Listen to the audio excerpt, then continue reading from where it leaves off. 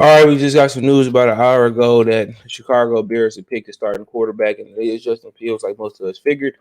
It's going to be hard to go from Justin Fields to back from Justin Fields back to Andy Dalton. Excuse me. Let's talk about you got Detroit Lions on playlist, share the video, hit that subscribe button, bell icon button. Best way to help the channel right now. Okay. And yeah, it's hard when you put a rookie in to go back to a guy like Andy Dalton to go back to a guy who got minimum reps in training camp and Nick Foles. So yeah, we pretty much I'm pretty sure everybody hunch was that Justin Fields would get the start, and that Matt Nagy had to prove himself that he could put together a better game plan than he did last week to save his job. Somebody mentioned on live was it yesterday this morning we did the live. Somebody mentioned on live that some of the Bear fans on one of the publications wanted the Bears to lose so Matt Nagy can get fired tomorrow. We know it's kind of gonna rain tomorrow, so I mean that was cool, man. I think they should want to fire, but at this point, where does Chicago go? Because you go with a new regime, maybe they don't want Justin Fields to be that guy, and you ain't gonna get nothing for Justin Fields right now because he ain't proven it. So some gotta shake. Either you willing to get rid of Matt Nagy and Ryan Pace and bring in a regime and say, well, you forced to keep Justin Fields, and if they don't succeed, they're gonna say, well, we was forced to keep Justin Fields and they didn't allow us to pick our own guy.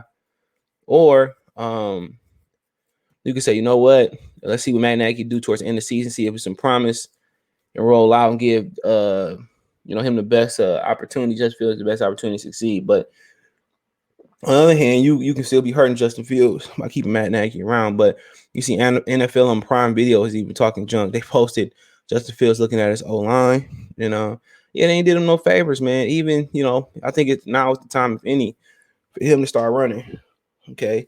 It is the time right now for him to start using his turbo boosters to get himself out of bad situations. And like I said before, man, it's a lot of things that Matt Nagy can do to help him move in the pockets, putting him on bootlegs, cutting half of the field off, and making reads easier. But, from what I've seen, I'm not saying he won't have a big game versus Detroit. Some of the pedestrian quarterbacks, young quarterbacks who we didn't think was ready, had came to Ford Field and stay home field and had big games. But some of the things they need to do is get him on the move and minimize the complexity of reads. All right, he ain't gonna get better at protections and coverages that quick, but you gotta it's like a multiple choice. If multiple choice is 5 questions, right, or 5 answers, and you limit it to 2, you got a 50-50 chance of being successful. And I think that's the case with the Bears. Need to limit his options, cut the field off, keep him on the move, keep it simple as he learned. But he should have a lot of these rookie quarterbacks should have to learn should get opportunity to sit and learn. All right. You can make a case for all of them having to sit and learn, including Trevor Lawrence. And most of the rookie quarterbacks, especially in the first round, they're starting, they struggling. And they struggling.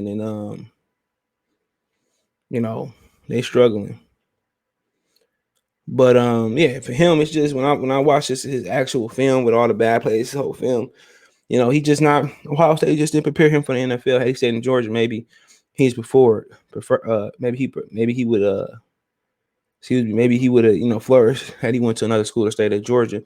Him and Georgia, like I said earlier in the live, both hurt each other. They robbed themselves in the national championship and also robbed Justin Fields of an opportunity to be the number 1 overall pick and be a better pro coming out of college. I know that is what it is, but that's not the job. But they robbed themselves of getting rid of Justin Fields out of a championship.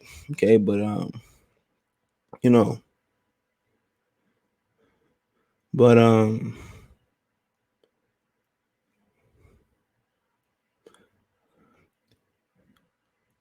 But yeah, after this, man, I expected this, and I think it's a good move for the Bears, not to move backwards and trust in the rookie and get him prepared. I think it's gonna be raining tomorrow. That might hurt his development a little bit more, but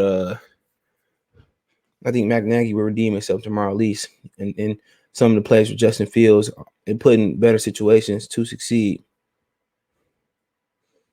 That's my opinion. But like I said before, people say it can't get no worse. He can get injured. He can get permanently damaged mentally. We've seen that happen to some quarterbacks. But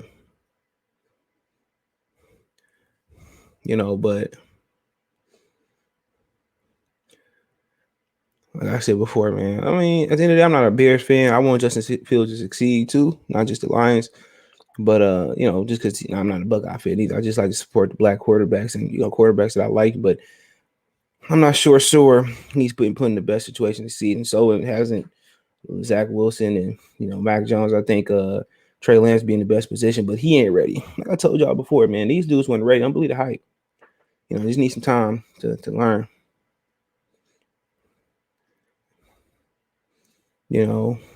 But